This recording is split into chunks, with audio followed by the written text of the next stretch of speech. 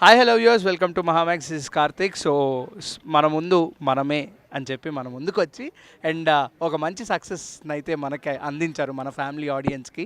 And వాళ్ళు కూడా తండోపతండాలు అనొచ్చు, హ్యాపీగా వెళ్ళి సినిమా చూసేసి బయటకు వస్తున్నారు. మన శ్రీరామ్ ఆదిత్య గారు మన ముందు ఉన్నారు. హాయ్ హాయ్ అండ్ అండి with our little star Vikram Aditya. Hello hello.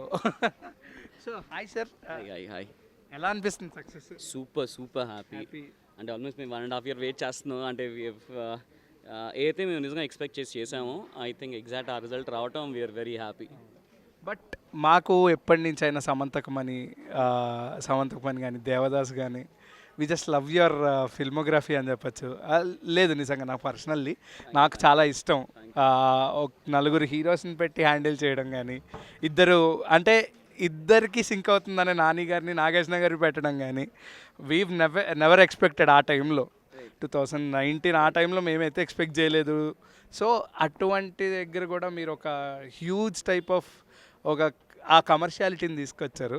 ఇందులో ఏమో మొత్తం ఫ్యామిలీ టైప్ ఆఫ్ ఆ ఫీలింగ్స్ని కానీ తీసుకొచ్చారు.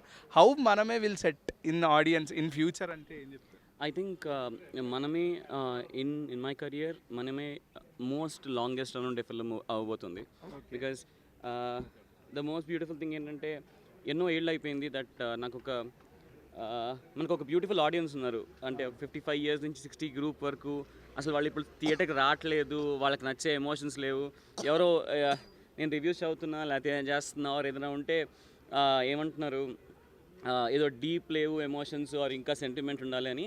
It was our conscious decision. ఏంటి అంటే హ్యాపీ ఫిల్మ్ చూడాలి, అంటే జనం వచ్చి ఒక సూపర్ హ్యాపీ ఫిల్మ్ చూడాలి, బాధలు పడి అంటే ఏదో డీప్గా అలా అవ్వకూడదని. సో ఐ థింక్ అదే ఇంకా బాగా ఎంజాయ్ చేస్తున్నారేమో. And what do you say, Vicky? Say thank you for thank you For? For thank you for black poster. Okay sir. So అంటే మళ్ళీ ఆఫ్టర్ పోస్ట్ పాండమిక్ ఈ కోవిడ్ అంతా అయిన తర్వాత mister and missus Polishetty audience అయితే family audience వెళ్ళారు నాకు తెలిసి.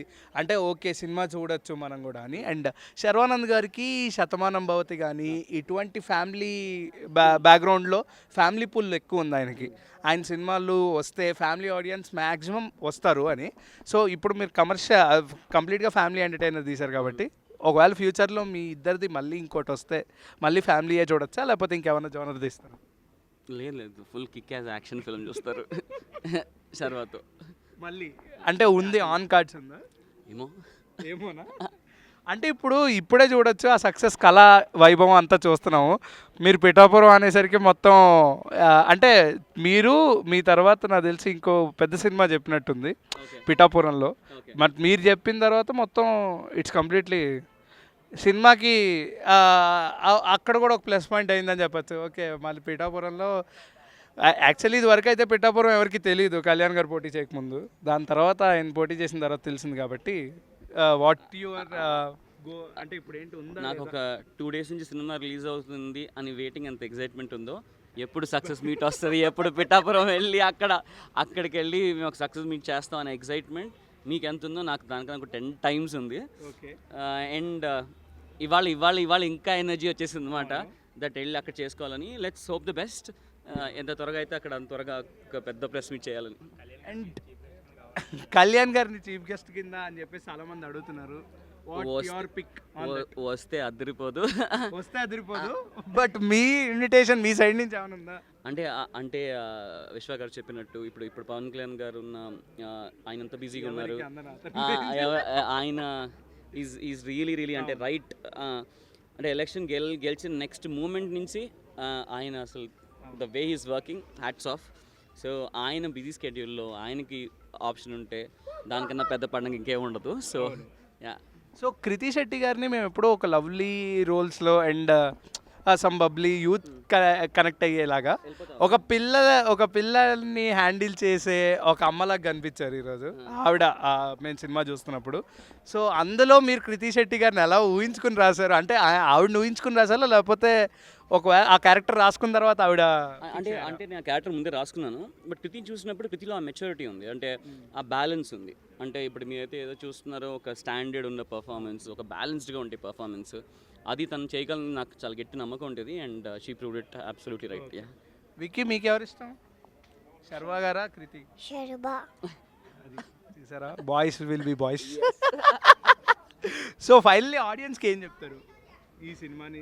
రండి ప్లీజ్. అసలు అంటే నేను థియేటర్లో నాకున్న బిగ్గెస్ట్ జాయ్ అండి, సినిమా తీసామని కాదు, మీ రియాక్షన్స్ థియేటర్లో చూడటం, దానికన్నా అసలు ఇంకా జాయ్ లేదు. ఐ ప్రామిస్, థియేటర్కి రండి, మీరు ఒక బ్యూటిఫుల్ ఎమోషన్ ఫీల్ అవుతారు, చాలా చాలా హ్యాపీగా హాయిగా ఫీల్ అవుతారు. అంతే, థియేటర్స్కి రండి ప్లీజ్. చెప్పే నువ్వు కూడా థియేటర్స్కి రమ్మని. చెప్పు, Theaters ki randi. థియేటర్స్కి రండి అను గట్టిగా. Theaters ki